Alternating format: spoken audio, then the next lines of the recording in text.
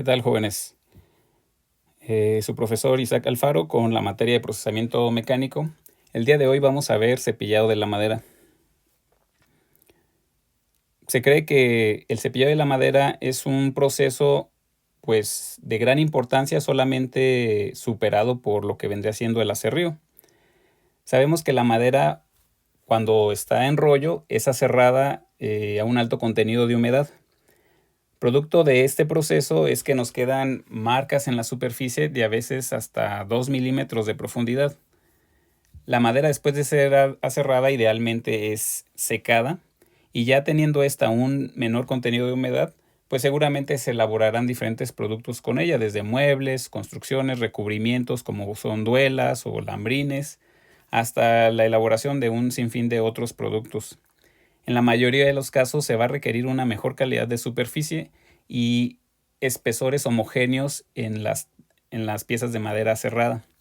De manera que lo que se hace es cepillarse. Esto nos va a permitir lograr una superficie mucho más tersa y un espesor homogéneo a lo largo de toda nuestra tabla, tablón o cualquier otro formato de madera cerrada que estemos manejando. Estamos acostumbrados a que donde llevamos esta operación se llama cepillo, y también otra máquina muy parecida que es la que denominamos frecuentemente como canteadora. Nos sirve para aplanar o enderezar uno de los cantos y después pasarlo al cepillo. Realmente el cepillo debería ser denominada o llamada comúnmente regruesadora, y lo que llamamos canteadora deberíamos decirle cepilladora. Los dos funcionan básicamente con la misma tecnología. Vamos a encontrar que dentro de una regresadora o un cepillo tenemos los principales componentes que llevan a cabo pues el cepillado propiamente dicho.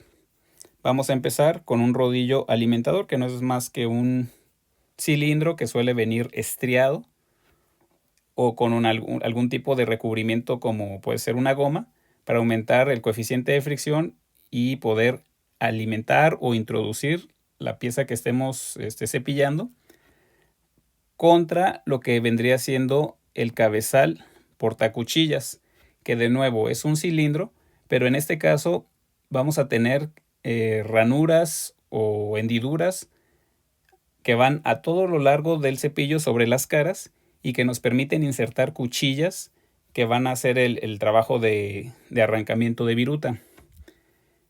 Como se alcanza a ver en la imagen, es probable que al nosotros llevar a cabo ese corte lleguemos a rajar la pieza de un lado a otro.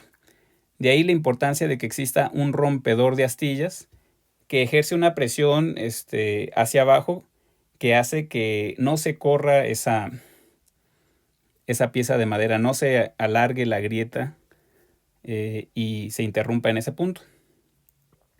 Después de eso también vamos a tener una barra de presión que no viene incluida en todos los cepillos y que básicamente sirve para estabilizar la pieza cuando está siendo cepillada. Y por último vamos a tener un rodillo de salida, que pues también va a ayudar al proceso de avance de la pieza que estemos cepillando. No en todos los casos, pero sobre todo en los cepillos ya de tipo industrial vamos a encontrar rodillos inferiores de deslizamiento que nos van a permitir un transitar más pues suave de la tabla a través del cepillo. Pero en cepillos o regresadoras pues de menor tamaño, recordarán la regresadora de Walt que tenemos ahí en el laboratorio, pues esta regresadora prescinde de los rodillos inferiores, porque pues integrarlos eleva el costo y simplemente se opta por tener una mesa inferior con una superficie bastante lisa. Suelen ser tal vez con recubrimiento de cromo, o incluso llegan a hacerse de acero inoxidable. Esta estructura suele ser en general constante para todas las regresadoras. Si nos ponemos a pensar en lo que vendría siendo un canteador, que dijimos que deberíamos llamarle cepilladora, Pues vamos a seguir contando con este cabezal portacuchillas, pero sin los rodillos alimentadores ni estos. El cabezal portacuchillas pasaría a la parte de abajo y aquí hay dos mesas y este cabezal portacuchillas quedaría protuberante y cortaría la superficie inferior de la tabla o del tablón. La persona que está operando la máquina sería entonces la encargada de alimentar la pieza y no rodillos de alimentación ni de salida. Tenemos dos variantes principales de lo que son los cabezales portacuchillas. Este es el mismo cabezal que vimos en la imagen anterior, nada más que en la imagen previa estaba en sección transversal. El cabezal tradicional es el más común hasta hace 4 años, cuando se empezó a hacer cada vez más frecuente y popular este otro.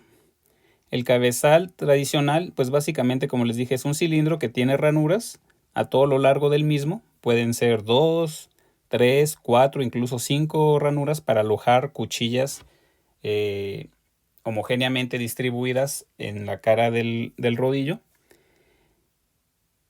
Pero últimamente se hizo un cambio en la tecnología por este otro que se le llama de tipo helicoidal, que si se dan cuenta no está conformado por cuchillas que van de extremo a extremo del cabezal, sino por pastillas cuadradas que van atornilladas en forma de espiral a lo largo del mismo.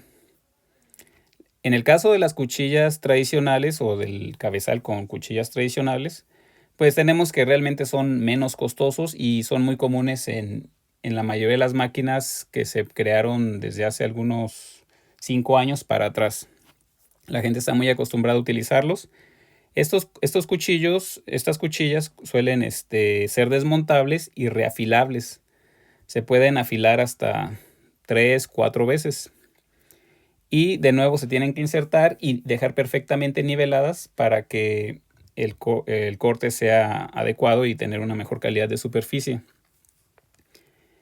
Por su lado, los cabezales helicoidales, pues resulta que nos dejan una mejor calidad de superficie, porque a diferencia de un cabezal tradicional, que digamos que tenga 3 cuchillas, cada rotación completa de este cabezal va a generar, en el caso de que tenga 3 cuchillas, pues 3 marcas de cuchilla. En cambio, en el caso de los helicoidales, en la mayoría de los casos esas marcas no existen, no se hacen. Y si nos damos cuenta, la forma helicoidal hace que en lugar de dar 3 golpes, en el caso de que tenga el cabezal 3 cuchillas, 3 golpes por cada rotación, porque en ese momento la cuchilla hace un corte de tajo a la madera, pues tenemos más bien pequeños cortecitos que corresponden a las cuchillas. Es decir, el cepillado es mucho menos agresivo. Y eso nos permite, además, que sean menos ruidosos. Otra ventaja que tienen es que estas pastillas, como son cuadradas, cada borde tiene un filo. Una vez que se acaba uno de los filos, simplemente se afloja el tornillo, se gira 90 grados y ya tenemos un filo nuevo que no necesita además ser nivelado, porque ya tiene un alojamiento en donde queda perfectamente alineado. Lo único que hay que hacer es aflojar, girar y volver a apretar. En cambio, en las cuchillas tradicionales, el proceso de nivelado de la cuchilla suele ser muy tardado y tedioso. Una vez que se giraron o se utilizaron los 4 filos de las cuchillas, estas se retiran y se reemplazan por unas nuevas. No son reafilables. Evidentemente, la inversión inicial de tener un cabezal portacuchillas tradicional respecto a uno helicoidal, pues es mucho mayor en el helicoidal, porque las cuchillas de los tradicionales suelen ser de acero de alta velocidad. En cambio, estas de los helicoidales vienen con una aleación de carburo de tungsteno, que es bastante más duro, pero también mucho más caro. Entonces, en la inversión inicial, pues vamos a ver un incremento muy grande en el costo. Pero se va a ir amortizando y resulta que es más barato en el largo plazo. ¿Por qué? Porque estos filos duran muchísimo tiempo más que el de las cuchillas. Cuando nosotros nos acabamos, por decir algo, el filo de los cuatro lados de estas cuchillitas, seguramente ya habremos pagado por reafilar más de 4 veces estas cuchillas. Tuvimos que haberlas reemplazado, volverlas a afilar y vuelto a reemplazar. Entonces, pero mucha gente no está dispuesta a pagar ese costo adicional. Y finalmente, pues como ya se dijo en un principio, una mejor calidad de superficie. En algunos casos dejan tan buena superficie que ni siquiera es necesario un lijado. Entonces eso reduce costos porque no tienes que tener la lijadora, no tienes que gastar en abrasivos y no tienes que dedicar el tiempo para el proceso de lijado. Bueno, y ya que mencionamos el número de marcas de cuchilla, suele tomarse como referencia, es un parámetro muy importante en el cepillado y que básicamente nos va a decir por cada centímetro o pulgada, dependiendo de si se está en Europa, en México, en Estados Unidos, en Japón, cuántas marcas nos está dejando por unidad de longitud, ¿no? Entonces, hay una regla que nos dice que entre más marcas de cuchilla por pulgada tengamos, mejor calidad de superficie obtendremos. Estas marcas de cuchilla son producto de que un cabezal tradicional haya incidido, haya cortado, haya golpeado la superficie de la madera y retirado material.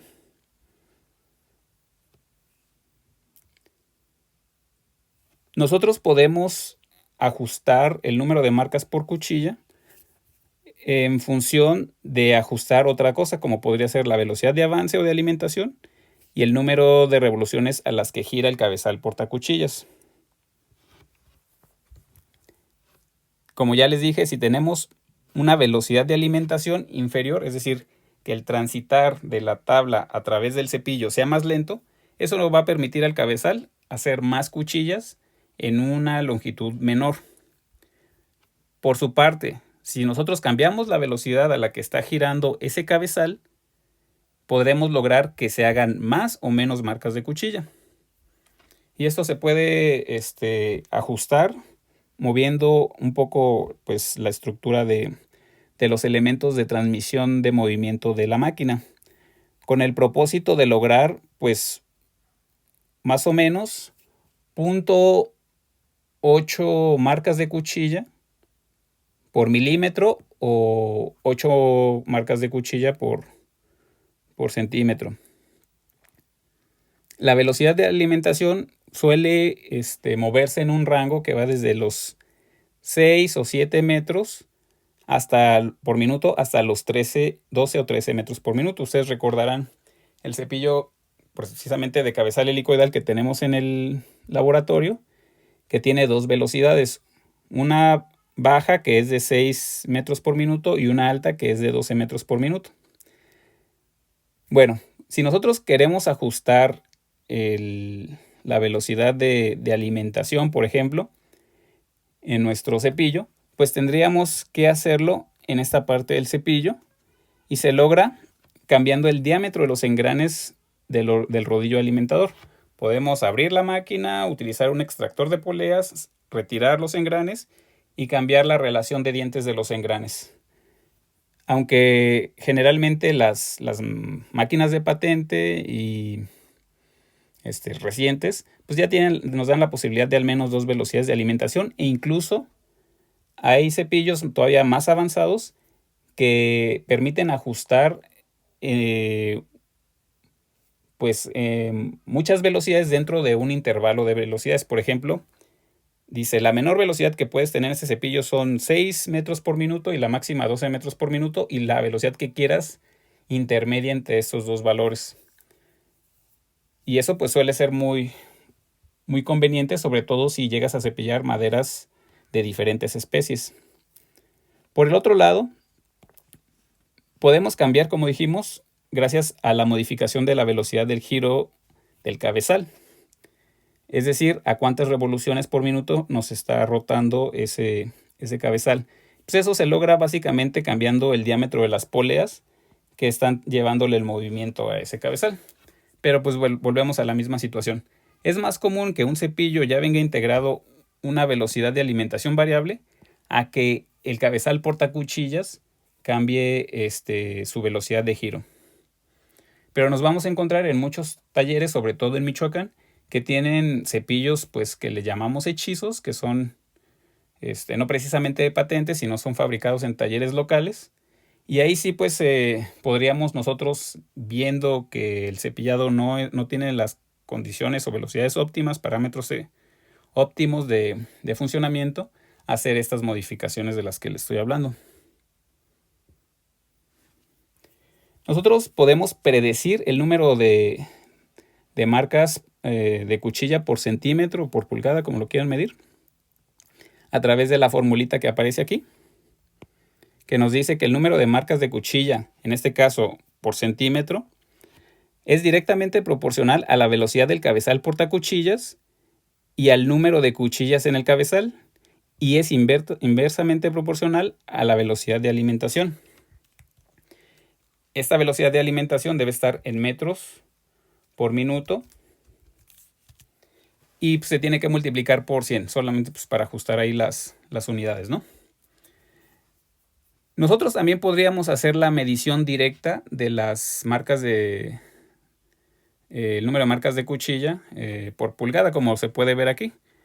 Precisamente en la norma que ustedes tradujeron, se dieron cuenta que te pide un número de marcas de cuchilla por centímetro o por pulgada, pero que además deberías hacer la inspección visual de esas marcas. Entonces, nosotros podemos agarrar la tabla, ponerla a luz natural e identificar esas marcas de cuchilla, o podríamos calcularlas para saber más o menos cuántas va a tener a través de la fórmula que les acabo de comentar.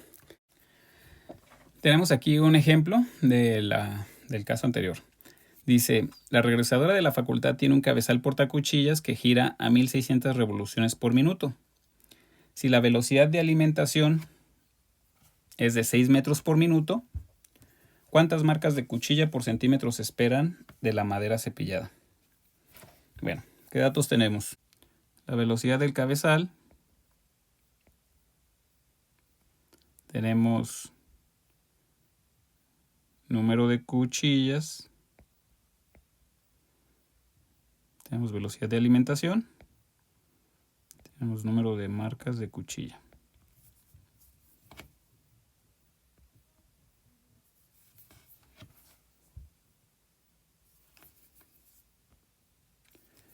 Nos dice que la velocidad del cabezal portacuchillas es de 1600 revoluciones por minuto. El número de cuchillas, en este caso no está especificado en el ejercicio, pero es de 3. La mayoría de los cabezales de cepillos industriales suele ser de 3 cuchillas, aunque también existen de 4 y de 5, ¿no? Pero en este caso vamos a asumir que tiene 3. La velocidad de alimentación nos dice que es de 6 metros por minuto. Y el número de marcas de cuchilla por centímetro, en este caso es la incógnita, es lo que estamos buscando. La fórmula, ya dijimos que es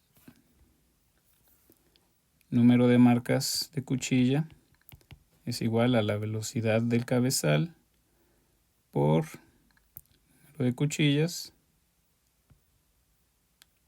sobre la velocidad de alimentación por 100. Entonces, sustitución, número de marcas de cuchilla por centímetro, en este caso vamos a calcular en centímetros. La velocidad del cabezal es de 1600 revoluciones por minuto, que multiplica el número de cuchillas, que es 3, que está dividiendo la velocidad de alimentación, que es 6 por 100. ¿Okay? Entonces aquí podemos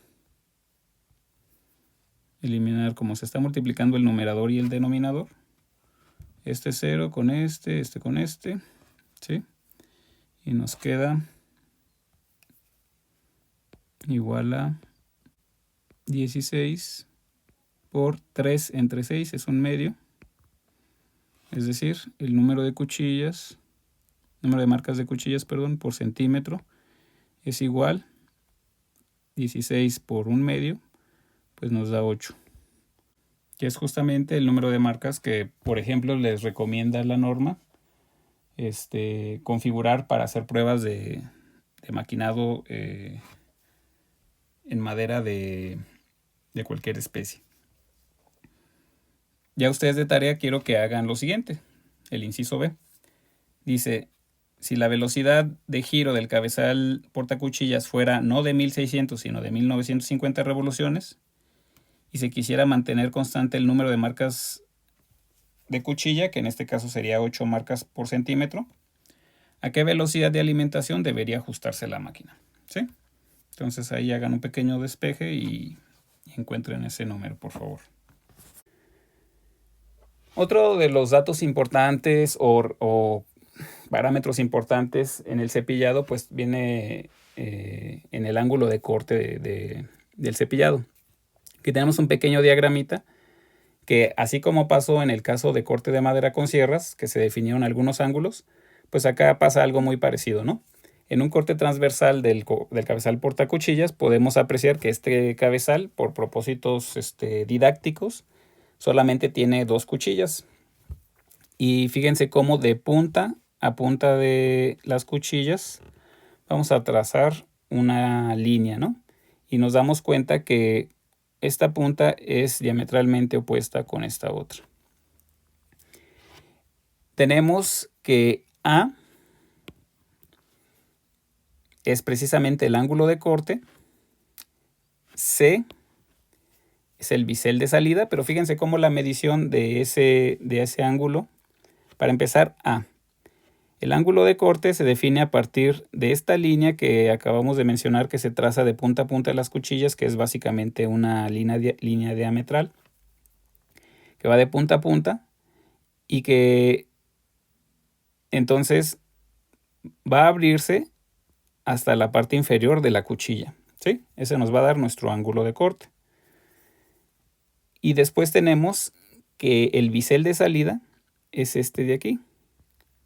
Y si se dan cuenta, la punta de la cuchilla y el bisel, si extendemos esa línea, si la prolongamos, va a ser prácticamente una línea tangente al rodillo o al cabezal portacuchillas.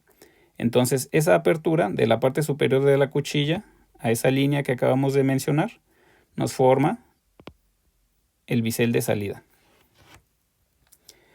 Resulta que la mayoría de los cepillos viene preconfigurada a que este ángulo de corte sea de 30 grados y no es ajustable en la mayoría de los casos. Son muy pocos cepillos los que te permiten cambiar la inclinación de esta cuchilla, ¿sí? Suele ser un tornillito que aquí se ajusta y sube y baja, pero son muy, muy raros. Entonces, esta configuración previa que se hace en los cepillos, pues es con la intención o tomando en cuenta que la mayoría de la madera que se cepilla a nivel mundial pues suele ser madera blanda. Pero empiezas a tener problemas cuando cepillas madera de mayor densidad. Si ya pasamos, por ejemplo, por un fresno, por un nogal, por encinos, ya empezamos a tener problemas de cepillado a causa del ángulo de corte. Porque este ángulo es muy agresivo y entonces el filo se pierde muy rápidamente. Lo que se recomienda hacer en estos casos, bueno, entonces este ángulo de 30 grados es ideal, por ejemplo, para cepillar madera de pino, ¿no? O madera de coníferas en general, por ejemplo, el oyamel o el sabino, ¿sí? incluso madera balsa, etcétera. Pero entonces tenemos que, si nosotros requiriéramos hacer este ajuste y no nos lo permite el cabezal portacuchillas, pues tienes la alternativa de hacer este bisel, el bisel de corte, que consiste básicamente en la parte inferior de la cuchilla hacer una modificación. Si se dan cuenta, esta cuchilla originalmente venía así, pero se hizo precisamente ese bisel. Eso nos va a permitir cambiar el ángulo de corte, porque el ángulo de corte tendría que estar entonces a partir de la línea diametral que dijimos y parte de la punta de la cuchilla. Y si esa punta tiene parte y tiene una superficie plana, esa es la que vamos a tomar como referencia, no todo el respaldo de la cuchilla, no toda la superficie inferior. Entonces eso ya nos permitió, como se dan cuenta, a pesar de que originalmente eran los mismos ángulos estos dos, cambiar nuestro ángulo de corte, introduciendo un bisel de corte. Esto nos va a permitir, por ejemplo, bajarlo hasta 15 grados el ángulo de corte. Entre 20 y 15 grados, 15 y 20 grados se recomienda cepillar madera de encino, por ejemplo, hasta 22 grados. Si ustedes van a cepillar madera, porque aparte estos cepillos se fabrican en países como los Estados Unidos, Canadá, Italia, Austria, Japón, que realmente no tienen la diversidad de especies que tenemos nosotros en México. Simplemente en Europa tienen aproximadamente 40 especies diferentes de especies maderables. En toda Europa. Nosotros en México solamente tenemos más de 40 de puros pinos, ¿no? Y si le agregamos las variedades vamos a tener más de 80. Y eso sin pensar en los encinos, que tenemos otras tantas. Y estamos hablando de puro bosque. Si nos vamos a la selva, pues vamos a encontrar una enorme diversidad de densidades. Entonces, un pino que va a tener una densidad de entre los 0.38, una gravedad específica de 0.38 a 0.5, 0.55, lo comparamos con un guayacán o un palo fierro que tienen densidades superiores al 1.0, pues esas cuchillas no van a ser no nos van a permitir una buena calidad de superficie. Y ustedes pueden llegarse a encontrar en esa situación, entonces lo pueden resolver de esa manera. Entonces, los ángulos de corte suelen estar en un rango que va desde los 15 grados hasta los 30 grados, ¿no? Les voy a dejar en el material adicional una tablita de un estudio que se hizo sobre cuáles eran los mejores ángulos de corte. Como lo marca la norma, pues básicamente tienes que ensayar. Tienes que hacer pruebas de 5 en 5 grados, a 15, a 20, a 25, a 30 grados, para ver cuál te da la mejor calidad de superficie. Y hay varios estudios que ya las han determinado y entonces ustedes pueden tomarlas como referencia.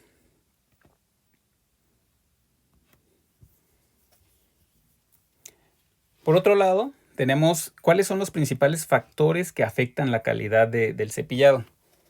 Indudablemente, como lo acabamos de decir ahorita, pues uno de ellos va a ser la densidad. Déjenme, ¿sí? Okay. La densidad. En general, se dice que las maderas más densas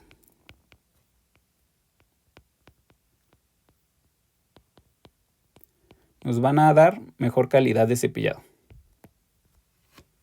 ¿Sí? Eso tiene que ver con muchos factores. Uno de ellos puede ser el hecho de que la madera, entre es más densa, resulta que es pues de latifoliadas. Las maderas menos densas por regla general suelen ser coníferas. Sabemos que desde el punto de vista anatómico, pues los elementos, los tejidos, las células que los constituyen a la madera de conífera suelen ser más largos que los de latifoliadas. Y más si nos vamos a climas tropicales, pues estos elementos se vuelven cada vez más pequeños. Entonces, eso permite que logremos mejores calidades a mayor densidad. Hay cierta excepción. Hay algunas maderas de mediana densidad que se logran cepillar muy bien, pero es porque se conjugan otras características como es una textura fina y un hilo recto, por ejemplo. Pero por regla general vamos a tener a mayor densidad una mejor calidad de cepillado. Luego tenemos la textura. Se aplica lo mismo. Si tenemos una textura más fina, eso nos da mejor calidad de cepillado. ¿Sí? Las texturas más gruesas, los elementos constitutivos de mayor diámetro nos generan problemas en el cepillado. Entonces, por eso en general la madera de pino, que tiene una textura fina, puede lograrse una buena superficie o una buena calidad de cepillado. Otro aspecto a tomar en consideración es el hilo o grano, ¿sí? La dirección que llevan pues, esos elementos constitutivos.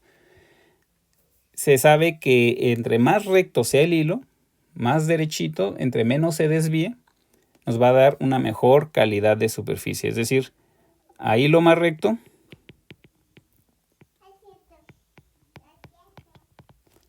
una mejor calidad. ¿Sí? Entonces nos encontramos con madera, por ejemplo, como el eucalipto, que sabemos que tiene hilo o grano ondulado, y pues estas son muy complicadas de cepillar, o el mismo caso podría aplicarse para la madera de caoba, ¿sí? Que nos llega a presentar defectos de cepillado precisamente por el tipo de hilo que tiene. Otro aspecto muy importante es el contenido de humedad en la madera. El contenido de humedad de la madera, cuando es alto, suele presentar un defecto que vamos a ver más adelante que se llama peluzado. Yo creo que ustedes lo ubican, es sí, una sensación como fibrosita en la superficie. Esto se va a presentar desde la madera saturada hasta un contenido de humedad por ahí del 15%, 14%. ¿Sí? La madera arriba del 14% no nos va a dar una buena superficie de cepillado y no debería cepillarse, debería secarse más. El contenido de humedad ideal para cepillar madera va del 8 al 10%. Y realmente es el contenido de humedad más adecuado para la mayoría de aplicaciones que se le pueden dar a la madera que requieren de cepillado. Y pues obviamente vamos a tener otros factores de menor importancia, pero que también afectan la calidad del cepillado. Porque, por ejemplo, ustedes vieron en la norma que les decía que las probetas a ser ensayadas deberían estar libres de defectos, ¿sí? Esto es pues, porque precisamente presentan un mayor defecto en las operaciones de maquinado, estas superficies. Uno de ellos podrían ser los nudos, las bolsas de resina, muy comunes en la madera de pino, las gomas o alguna otra incrustación. Podría ser, por ejemplo, el sílice. Y tiene que ver más con el hecho de que el sílice es un mineral que en ocasiones se encuentra en la pared celular de la madera y que desafila muy rápido nuestras herramientas de corte. Se cree que entre un 1% y un 3% de contenido de sílice en la madera pues va a generar un desafilado muy rápido de las cuchillas, y las cuchillas desafiladas no logran buenas superficies de corte. Siempre, que es otra recomendación que hacen en la norma, siempre tienen que estar perfectamente afiladas las cuchillas, y al momento de que se empiecen a desafilar hay que reemplazarlas y poner unas nuevas recién afiladas o afilar esas mismas. Entonces, en general, estos van a ser los factores que afecten el cepillado, cosas que dependen pues de la madera, ¿no? Si nosotros no tenemos una buena calidad de cepillado, se va a ver reflejado en los defectos del cepillado. Ustedes también ya lo vieron en la norma que tradujeron. Uno es el grano astillado, que es cuando en la madera se desprenden grupos de fibras y dejan unos pequeños huequitos, ¿no? O agujeritos. Entonces pasa el cepillo y no tiene la correcta velocidad, no tiene la correcta el ángulo de corte, y nos va a arrancar, o la madera tiene un hilo muy desviado o irregular, ondulado, entrecruzado. El entrecruzado da muchísimos problemas en el cepillado y nos va a, que es el característico de la madera de caoba, y nos va a generar astillado. Luego tenemos el grano apeluzado, que es el que les decía precisamente que se presenta cuando la madera está muy húmeda, arriba del 14% de contenido de humedad. En este caso deja una sensación pues precisamente de pelucita, porque algunos grupos de fibras quedan pues despeinadas, por así decirlo, en la superficie. Entonces nosotros las tocamos y se siente una sensación un poquito algodonosa. Luego tenemos el grano levantado, que básicamente se presenta en la transición de madera temprana y madera tardía en la madera. Este es muy característico de la madera de oyamel. No sé si a alguno de ustedes les ha tocado cepillar madera de oyamel, sobre todo cuando está algo húmeda. Si se cepilla en sentido de contrahilo, es decir, con los anillos de crecimiento apuntando hacia el cepillo, los arcos esos de catedral que se forman en corte tangencial apuntando hacia el cepillo, las puntas, se presenta una delaminación o una separación entre madera temprana y madera tardía que parece como una cebolladura. No se presenta en todas las especies, pero sí es característica del oyamel, abies religiosa.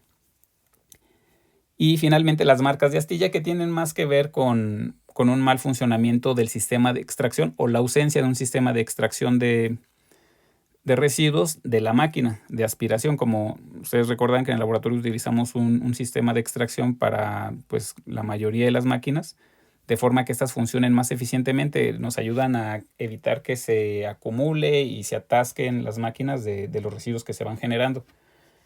Entonces, cuando, por ejemplo, las virutitas que va cortando el cepillo se quedan pegadas en los rodillos, sobre todo en el rodillo de salida del cepillo, pues se generan unas pequeñas protuberancias que al quedar atrapadas entre el rodillo y la pieza que acabamos de cepillar, pues forman unas abolladuras o hendiduras en la madera cepillada. Bueno, para la elaboración de esta presentación me basé principalmente en el documento que también les agregué ahí en el Classroom, que se llama el proceso de cepillado de maderas duras, que elaboró el INIFAP. Y también pues tomamos un poco en consideración obviamente la norma para pruebas de maquinado de madera, de madera y de productos base madera o materiales base madera. Y también un poquito el documento que también les compartí de apuntes de procesamiento mecánico, que pues, ahí los pueden consultar. Bueno, eso sería todo por esta ocasión. Hasta la próxima.